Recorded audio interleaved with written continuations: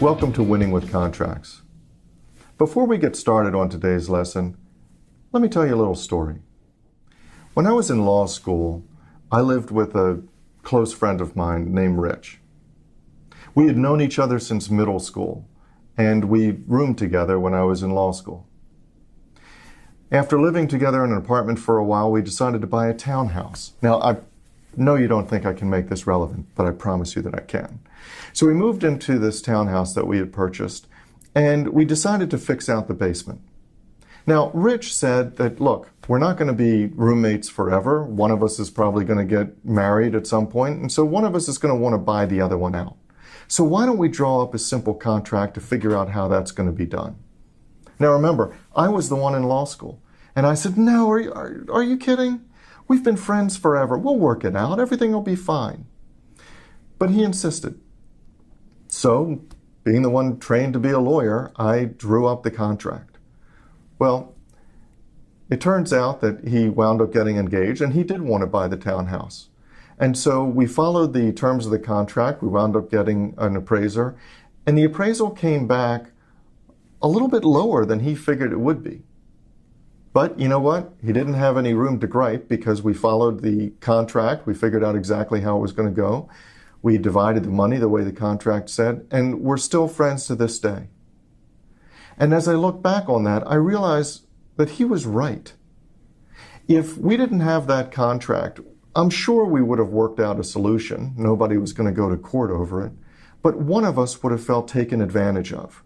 The fact that we had a contract made sure that we emerged from this situation still great friends, with a great understanding of what was going to happen, no hard feelings. What that taught me was that a contract, even in the friendliest of environments, is absolutely vital. They prepare you for the unexpected. Hopefully, you won't need a contract, but if you do, and a lot of times the unexpected does happen, you'll have it to fall back on. It's like the old saying goes, trust in God, but lock your car. Let's get started with Module 1. The first thing that you have to know about the contract are the building blocks. So let's start with an overview. Contracts are all about managing risk. After all, I don't know any business that can be undertaken without some level of risk. So let's talk about risk. There are only 5 things in my experience you can do with risk. You can accept it, you can increase it, you can eliminate it, you can transfer it, and you can decrease it. For the first one, to accept it. To be honest with you, nobody wants to accept the level of risk if they can do something else with it. And the one thing they certainly don't want to do is increase risk. So now you're down to the last 3. Eliminate it, transfer it, or decrease it.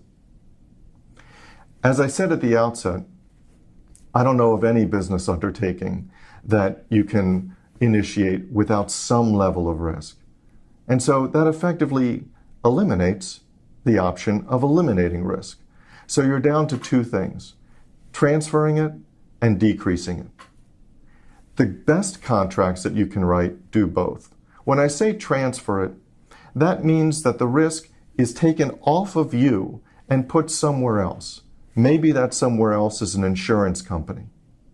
Maybe that somewhere else is the other side. Now, if you can't transfer it, if you're going to have to absorb some of that risk, your goal is to reduce it as much as possible. And sometimes that comes by nibbling around the edges of various provisions to make sure that while you may be liable for certain things, you're only liable for the bare minimum, whatever you can reduce it to. So that's what you have to know about risk, and we're going to return to that throughout this course. The second thing I want you to know as far as a building block for contracts are the 2 critical questions that you should be asking right at the outset of negotiating or drafting a contract. The first one is, why would you want to get out? Picture it this way. Let's say that you signed the contract exactly as it's been described or exactly as it's been presented to you.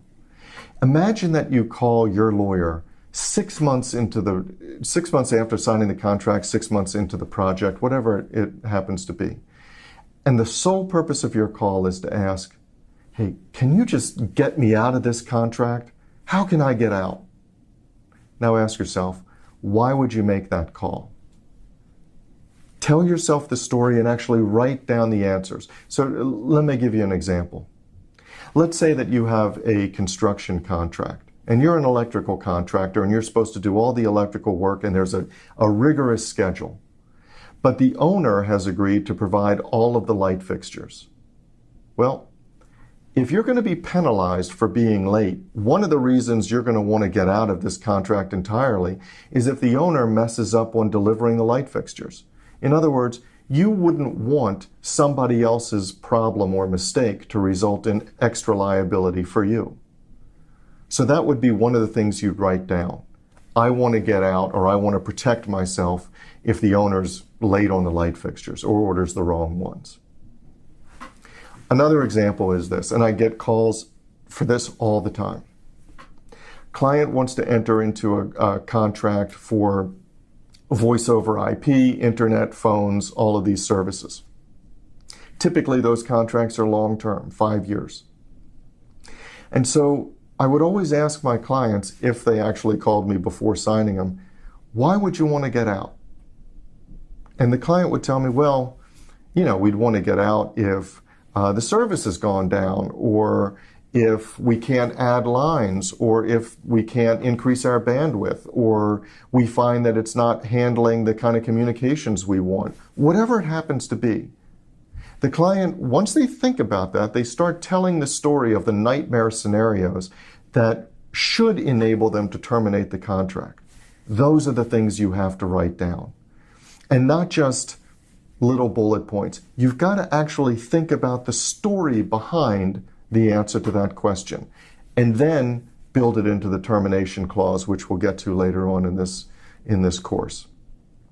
The second question you have to answer is, well, what constitutes success?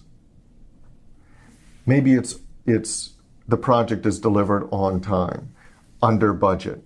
Maybe success is you get to use it for recommendations to other potential customers, or you get to put it in your portfolio. Whatever it should be, most contracts just focus on the negative. But the best contracts actually have, believe it or not, a statement of intent in there that encapsulates what each side really hopes to achieve. And sometimes that keeps people focused, almost like a North Star on their best possible outcome. Now, as we go forward in this course, keep in mind that contracts can be anything. Sure, they could be a 50-page, single-spaced, typewritten document written in Latin, but they can also be 2.5 pages. They could be an exchange of correspondence or emails. Sometimes contracts don't even have to be in writing. It could be just a series of actions each side takes that show what the agreement is. Now, I don't recommend the latter. I don't recommend that contracts be vague and subject to interpretation. But I do want you to understand that a contract does not have to be this perfect bound legal document. Your proposals and your clarifying emails can become part of the contract if you have a comprehensive written document, and that document says in there, this document represents the entire agreement of the parties, then it's as if your proposals, your clarifying emails, your discussions never existed.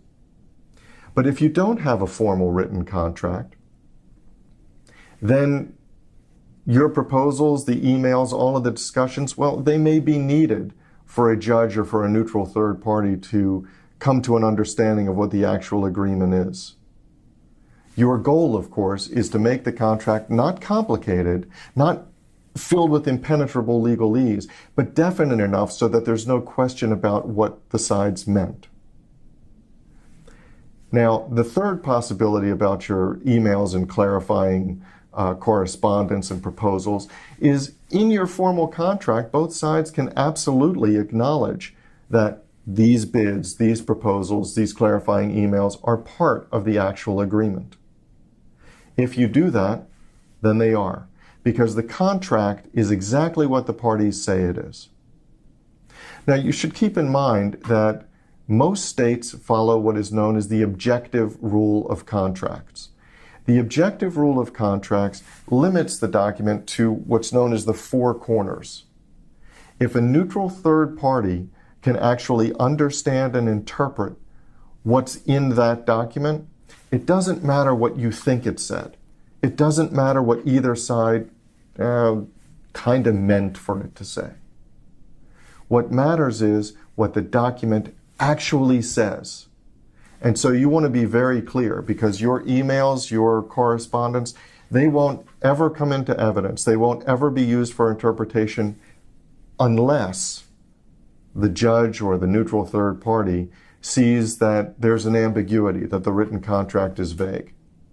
Okay, so your goal is to make sure that you have a contract that's clear, plain English, says exactly what you want it to say, and is definite about what's incorporated into it and what's not incorporated into it.